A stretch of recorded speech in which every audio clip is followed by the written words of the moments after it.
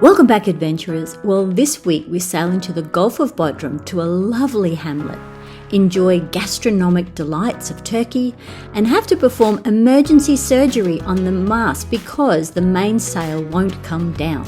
And the cheeky Portofino update this week is about drive shaft seals that can be changed without taking the boat out of the water. Amazing stuff. So kick off your shoes and come barefoot with us.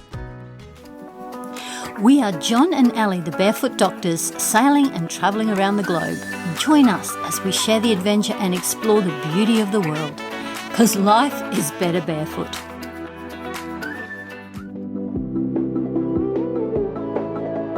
Well, hi folks, welcome back to another Barefoot Doctors sailing episode, and we are in Australia. It's the Barefoot Doctors, Ali and John. As you can see, there are still storm clouds around us. The rain is just continuing in North Queensland. Most of the areas are easing, but there is still one area where the river's flooding, and as you can see, water rushing out behind us, as is the case when you are in one of these systems. The severe problem is easing, and we are hoping for the rains to settle down later this week now. But you see lots of footage on TV with people, wading through flood water and even swimming in flood water. And even though it looks really fun, if you're close to the coast, like say here where we are, it's a really bad idea to be wading through flood water, even, through the streets, because lots of things get washed into that flood water, like crocodiles, snakes, and all those creepy crawlies that you really don't want to be around. And even in people's backyards, sometimes you get crocodiles.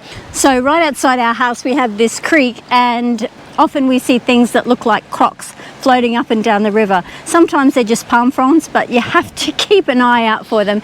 So the other day we thought we saw one, but alas, it was just a palm frond.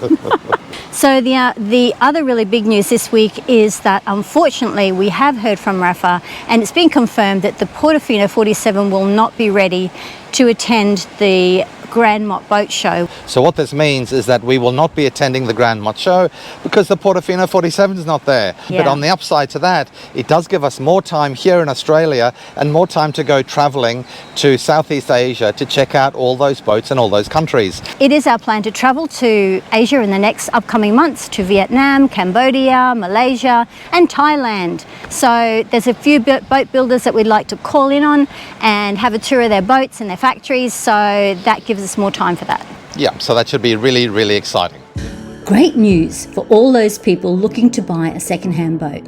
Expedition Barefoot is back on the market after having had the contract fall over due to personal circumstances. But this boat is priced to sell, and for all people interested should send a message or contact us. So the other recent news this week is that there have been major tremors and threats of earthquakes in Santorini. So Santorini is being evacuated. The whole island has houses way up on the cliff, so it's very, very dangerous. So everybody is evacuating. Our thoughts go out to them because, of course, way back about 3,000 years ago, Santorini was annihilated by a huge volcano that pushed apart the whole island and destroyed the Minoan Empire. So we're hoping this isn't going to happen again. Our boat, Expedition Barefoot, is stored in Rhodes, which is about 150 miles away, I'd say. So it should be out of the range of that volcano, but that obviously is a little bit of a concern for us. For all those that are wondering, yes, we have insurance. And also next week we are planning to meet up with subscribers in Brisbane, so look forward to seeing all of you there. Hope you've enjoyed this real live update from the Barefoot Doctors for this week. Bye for now. In the last episode, we enjoyed the hot springs of Black Island. Obviously, we are in the southwest Mediterranean on the Turkish coast. This week, we start sailing around the Gulf of Bodrum and sail the 20 miles to Cokertme. This is an easy day sail, so we take it easy and the gentle winds make it a very pleasant passage. However, all of a sudden, the VHF crackles into life with a Mayday Call. So we jump into action and try to see what help is needed. There was just someone calling Mayday, Mayday, Mayday. So John's trying to reach them. You got that powerboat, John? Just doing a Nelly. Oh yeah, sure. He should keep out of our way. Vessel calling Mayday, vessel calling Mayday. This is Expedition Barefoot. Please state your problem and your position. Over.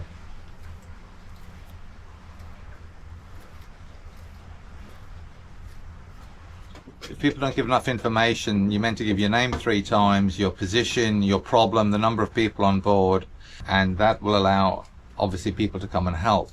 So this seems to be a very good time to just freeze the video right here and tell you a bit more about Mayday calls, because every sailor needs to know how to do this and do it correctly. The full correct protocol for a Mayday call is to say Mayday, Mayday, Mayday 3 times, the yacht name then 3 times, and then Mayday, your yacht name, and the call sign if you know it. Next, state your position in lat and long, or by distance from a well-recognized point of land. You should then state the number of people on board and other useful information like the nature of the emergency, the type of boat that you were on, the type of assistance you require. End the call with a very clear over, and then stay on channel 16 waiting for a response.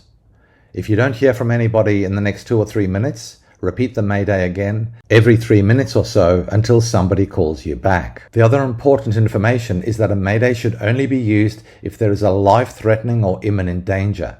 So, for example, a boat might be about to sink or burn, or a person is injured and requires urgent assistance, then a Mayday is appropriate. However, if there are no life-threatening risks, but the situation is urgent and may deteriorate, then a pan-pan call is the one to do. The pan-pan structure is exactly the same as the Mayday, just replacing the words pan-pan everywhere that you have said Mayday. It is also a really good idea to have the yacht's call sign written on the VHF radio somewhere or at your nav station, even if it's on a bit of masking tape. And it's also a good idea to have the Mayday protocol written and stuck on the nav station, so if a non-experienced person has to make the Mayday call, they can follow the protocol accurately.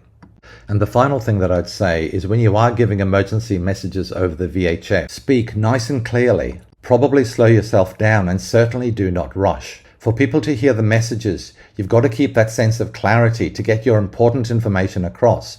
And while you are facing a terrible disaster going on in your boat right then, rushing this 30-second message might result in other people not being able to help you. So stay calm, be clear about your information, and share it clearly, succinctly, and providing the other people with whatever information you think is most important for them to know about in order to help you.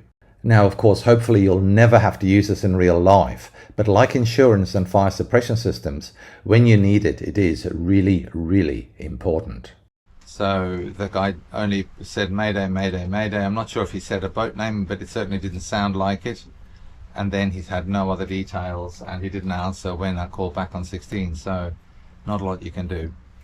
So I just hope it was somebody who was playing the fool and wasn't actually in serious distress. He didn't sound in particular distress. No, he didn't. He sounded very relaxed and as if he was practicing, so maybe he was just practicing.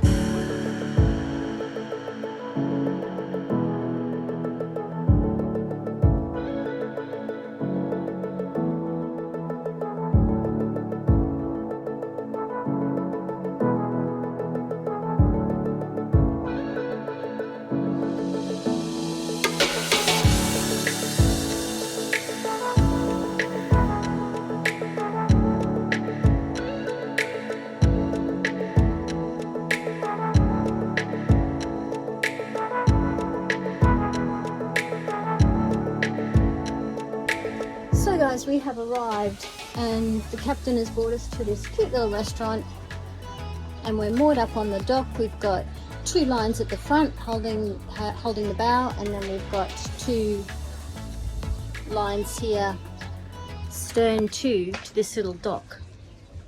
And they've given us free water. Actually, we're using water now, and we really want to hose the boat down because the Sahara sand has blown all over the boat and it's as filthy as can be. It's just yellow. So anyway, we really need to hose that down, but we're filling up the tank first. And in the meantime, Jill, the second wife, is making us a cup of tea. Cheers, Jill. Thanks, Julie. I love wives. I now really get it. I really understand why men like wives, because They're so great. They just do stuff. Make meals. Wives are tidy amazing. up. Make meals, tidy up, get your cups of tea, do the washing up. I want a wife. Can we have a wife, honey? Help carry the shopping. It's so great. No, in all honesty, it's just fantastic when you have a third person on board, particularly someone that's a sailor that knows stuff, like knows already the process of sailing, and it's just awesome. It just makes life so much easier. For me, mainly. But I don't do the cooking and the cleaning up. No. Your life is still the same. You do this. Yeah. And you do writing in the logbook and all that sort of stuff. But yeah, it's just awesome. So this is where we are tonight. This is home for the night. We're going to be fed by Captain Ibrahim. In that little restaurant there. Ibrahim. Captain Ibrahim's restaurant. We'll go there and we'll eat there because that's kind of like the deal. It's what you do in Turkey. And even though he didn't say, oh, you have to come and eat in my restaurant, it's kind of, it's courtesy. Yeah, it's just courtesy that if you're using their dock, particularly if you're using their water, then you go and you eat at their restaurant. So that's what we're going to do. I'm excited. So it's clean the boat time. It's really bad. Have a look at this.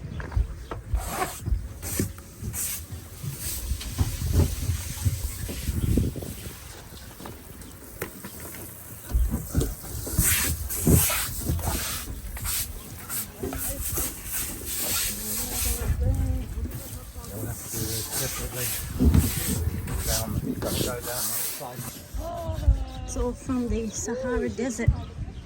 I wonder if there's any sand left in the desert.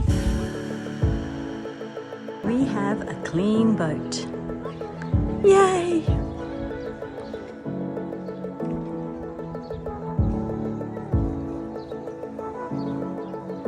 That's much better. We have a clean boat, Captain. Yeah.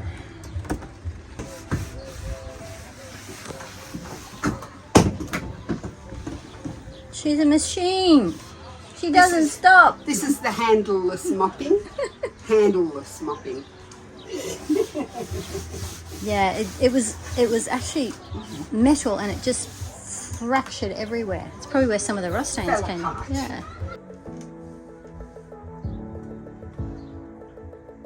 Look at that. That's so cool.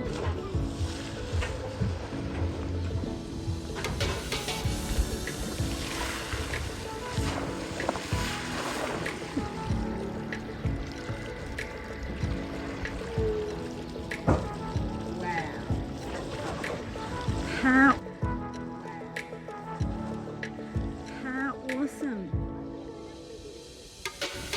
You can hardly see the horizon.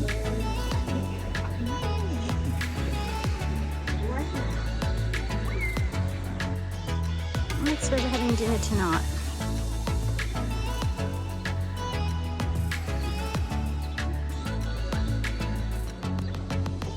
Heading out to dinner. Yep. To where? Captain Ibrahim's restaurant in Cokertme. Cokertme.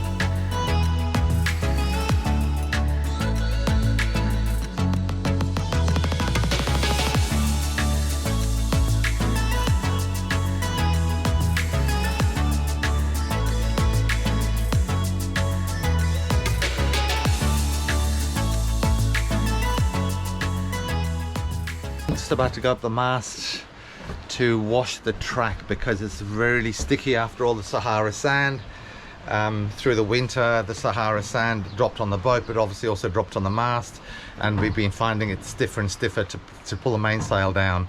It doesn't even drop. We actually have to physically pull it, and so that's a bit of a major nuisance.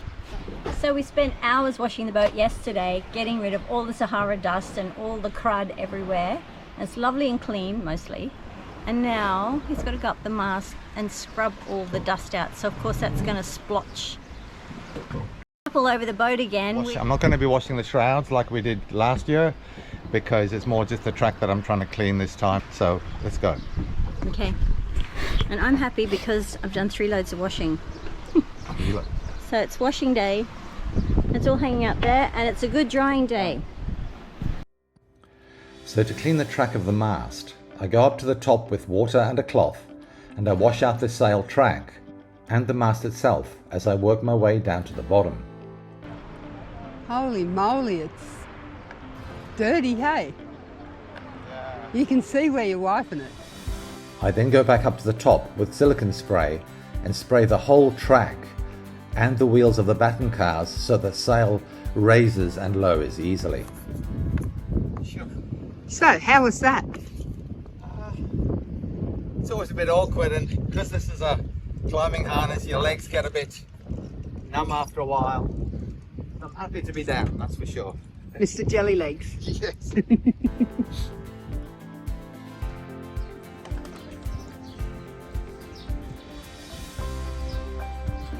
We are in a place spelled Cokertme. So you pronounce it. So it's either like Cokertme or Cokertme. Either way, it's funny. I'm sure if we said it, they'd understand what we're talking about. Rosemary. Rosemary, oh, she steals plants. I don't see it. Such a kleptomaniac. Look at her. Oh, this one's got a few sprigs. I'm just borrowing because it grows back again. As long as I'm stealing, and it's going to a good home, and I'll love it and love it.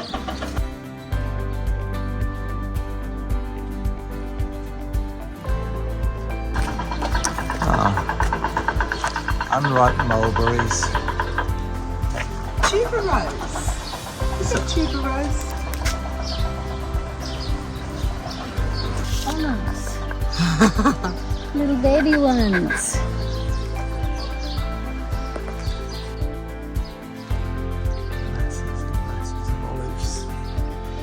I said, look how beautiful this is. Look at the colours. Really light pink and white. So unusual, pretty. isn't it? So pretty. Grapes. Grapes, look at them. I just love it. Grapes on people's fences. Being cool. There's a puff of fish.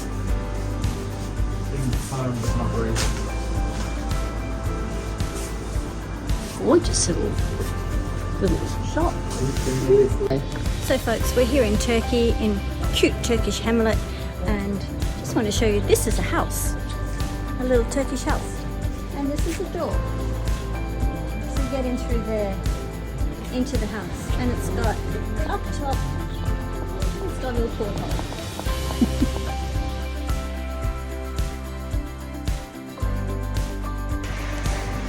So behind me is Captain Ibrahim's restaurant, and we are right on the dock, right behind. And Jilly's behind me. Time to push off onto another adventure.